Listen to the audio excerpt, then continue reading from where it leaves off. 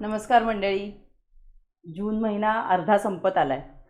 आता सगळ्यांच्या मुलांच्या शाळा सुरू झाल्या असतील, सगळ्यांचं रुटीन लागलं असेल आता परत. हो ना. शाळेचे डब्बे वगैरे सगळंच. पण बघ ना मानसी, 15 तारीख आली तरी अजून पावसाचा काहीच काहीच पत्ता नाही. पण हवा मात्र तशीच झाली.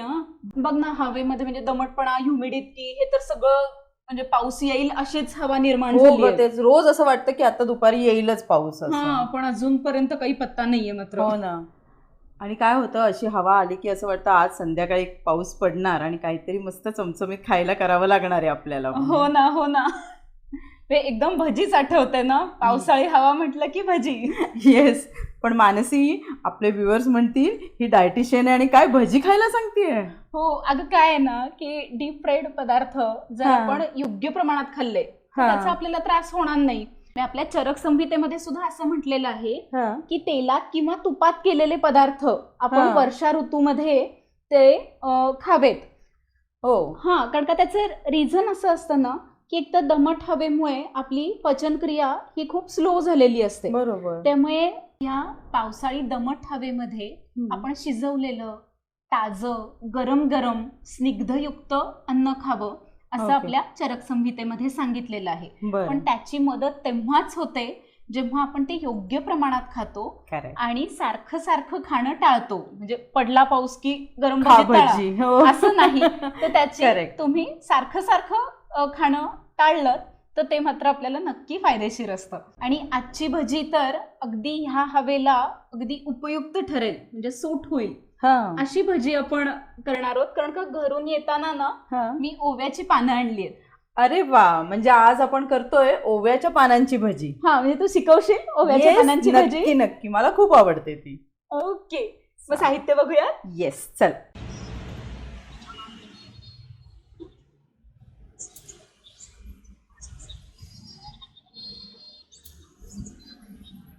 ओव्यांच्या भजीसाठी लागणारं साहित्य अगदी साधं, सोपं, सरळ आणि आपल्या घरात अवेलेबल असलेलंच आहे.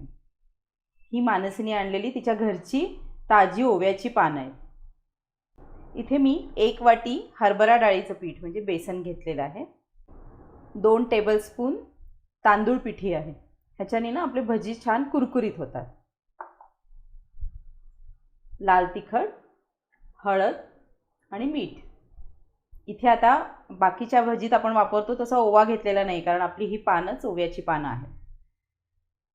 तळण्यासाठी आणि भजीच्या पिठात मोहन म्हणून घालायला तेल आणि पीठ भिजवायला पाणी.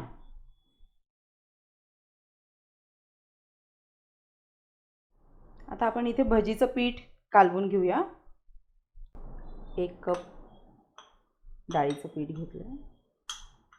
2 टेबलस्पून तांदळाची पिठी. लाल तिखट इथे मी 1 टीस्पून घेतलेला आहे. तुम्हाला जसं आवडतं तसं कमी जास्त तुम्ही करू शकता. अर्धा टीस्पून हळद, मीठ. आता ह्यात काही लोक सोडा घालतात खायचा. मी शक्यतो भजीत कधीच सोडा घालत नाही, कारण सोड्याने हलके झाले ना तरी गॅसेस वगैरे व्हायची शक्यता असते. त्यापेक्षा मी ह्यात 1 टीस्पून गरम तेल केलेलं आहे, ते मी ह्याच्यात मोहन म्हणून घालते. ह्याच्याने पण भजी छान आपली खुसखुशीत होतात. आता आपण आपलं नॉर्मल भजीला करतो त्याप्रमाणे भजीचं पीठ तयार करून घेऊ. पाणी थोडं थोडं घालत मी कालवून घेऊ. मी इथे विस्क वापरतीये, म्हणजे मग गुठळ्या वगैरे होणार नाही आपल्या पिठाच्या. पानांचा ओवा ह्याच्यामध्ये विटॅमिन ए भरपूर प्रमाणात असतं, जे तुमच्या शक्तीसाठी आणि मुख्यत्वे करून डोळ्यांच्या आरोग्यासाठी खूप उपयोगी असतं. थोड्याफार प्रमाणात विटॅमिन सी सुद्धा सापडतं. त्याच्यामध्ये मिनरल्स म्हणाल तर कॅल्शियम आणि पोटॅशियम हे सुद्धा असतात.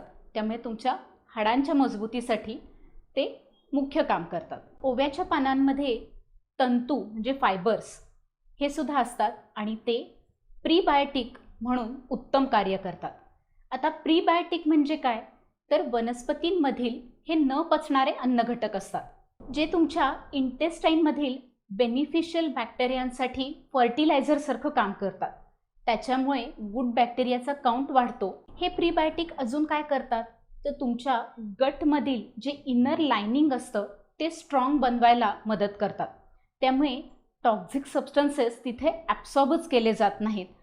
म्हणजे एकूणच काय तर तुमची इम्युनिटी वाढते आणि तुमचं मेटाबॉलिझमसुद्धा सुधारतं. तर ह्याच्यामुळे बायो अवेलेबिलिटीसुद्धा वाढते. आता बायो अवेलेबिलिटी म्हणजे काय तर आपल्या सेल्सना आपण खाल्लेले मिनरल्स हे ॲब्सॉर्ब पटकन करून देणं आणि ते युटिलाइजसुद्धा चांगलं करणं. म्हणजे आपण ओव्याच्या पानांमध्ये बघितलं की कॅल्शियम आणि पोटॅशियम असतं. तर ह्या मिनरल्सचं ॲब्सॉर्प्शनसुद्धा ह्या प्रीबायोटिकमुळे चांगलं होतं आणि त्याचं युटिलायझेशनसुद्धा उत्तम होतं. ह्या सगळ्यांव्यतिरिक्त पानांच्या ओव्यामध्ये इसेन्शियल ऑइल्ससुद्धा सापडतात. म्हणजे थायमॉल, कार्व्हाक्रोल आणि रोझमेरिनिक ॲसिड. ह्याच्यापैकी थायमॉल आणि कार्व्हाक्रोल हे अँटीमायक्रोबियल प्रॉपर्टी देतात. म्हणजेच काय ते जे हार्मफुल बॅक्टेरिया असतात त्याचं सेल मेम्ब्रेन ते रप्चर करतात. त्यामुळे हे बॅक्टेरिया नष्ट होण्यास मदत होते. म्हणजे आपण बघतो की पावसाळ्यामध्ये दूषित पाणी किंवा फूडबॉर्न इन्फेक्शन्स, त्याच्यावर असलेले ई कोलाय, स्टेफायलोकोकस किंवा सॅल्मोनेला ह्यांसारखे जे बॅक्टेरिया असतात ते नष्ट व्हायला मदत होते. ह्या सगळ्या हार्मफुल बॅक्टेरियामुळे श्वासनलिकेत जर काही इन्फेक्शन असेल, म्हणजे सर्दी झाली असेल, कफ झाला असेल, तर तो ह्या इसेन्शियल ऑइल्समुळे कमी होण्यास मदत होते. इंटेस्टाईनमध्ये जे गॅस प्रोड्युसिंग बॅक्टेरिया असतात ते सुद्धा ह्याच्यामुळे नष्ट केले जातात. शिवाय इन्फेक्शनमुळे इंटेस्टाईनच्या आतल्या सेल्सवर किंवा घशातल्या आपल्या स्नायूंवर जो ताण आलेला असतो तो रिलॅक्स करण्याचं कामसुद्धा ही 2 इसेन्शियल ऑइल्स करतात. तिसरं आपण म्हणालो होतो रोझमॅरिनिक ॲसिड. तर हे अँटी इन्फ्लामेटरी इफेक्ट देतं. म्हणजे सूज कमी करायचा प्रयत्न करतं.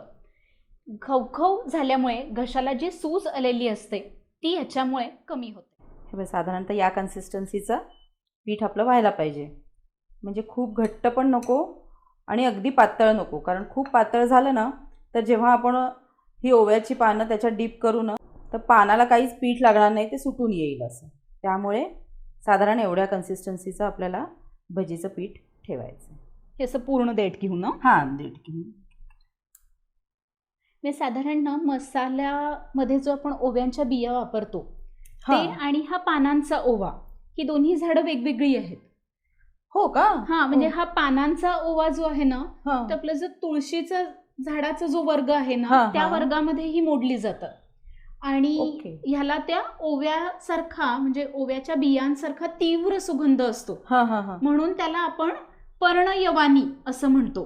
कारण का पर्णयवानी म्हणजे संस्कृतमध्ये ओव्याच्या बियांना यवानी असं म्हटलं जातं. आणि ह्याला तसा सुगंध येण्यामुळे ह्याला पर्णयवानी म्हणजे पानांचा ओवा असं आपण म्हणतो. आणि मग ओरेगानो वगैरे हे पण ह्याच प्रजातीत येतं वाटतं बहुतेक ना? हा, म्हणजे आपण जी जंगली तुळस म्हणतो म्हणजे बेसिल, ते बेसिल हा पानांचा ओवा हे सगळे ह्या तुळशी वर्गामध्येच येतं. अच्छा. तेल आता आपलं व्यवस्थित तापलंय. आपण आता भजी तळून घेऊ.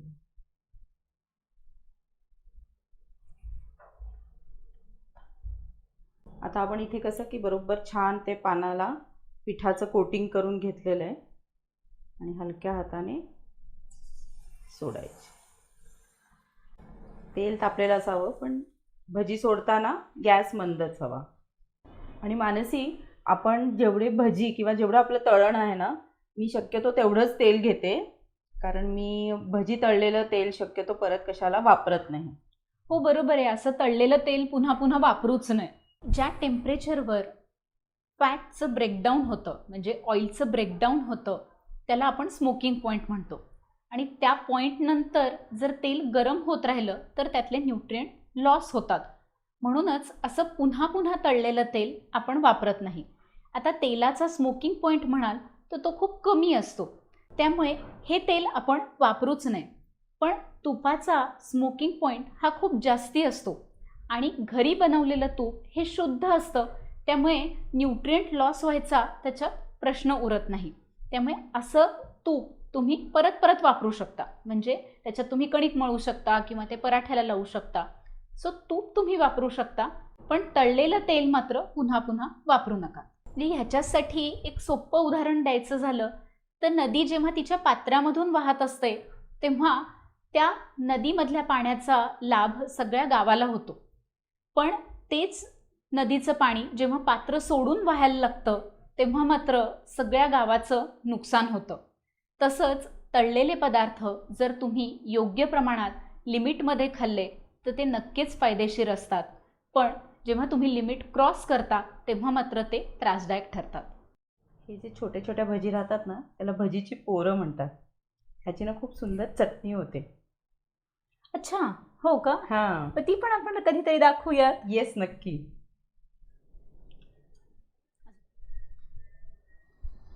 आपल्या मस्त गरमागरम ओव्यांच्या पानांच्या भजी रेडी आहेत. तर मग आता पहिला पाऊस आला की कांदा बटाटा भजी न करता नक्की यावेळेस ओव्याच्या पानांची भजी ट्राय करा. आणि ती पण नुसती भजी नाही बरं का, भजी त्याच्यासोबत तळलेली मिरची आणि तुम्हाला जे काही त्याच्यासोबत आवडत असेल तुम्ही घेऊ शकता. इथे मी पुदिन्याची चटणी आणि चिंचेची गोड चटणी ठेवली आहे आणि एक आलं घातलेला फक्कड असा गरमागरम चहा.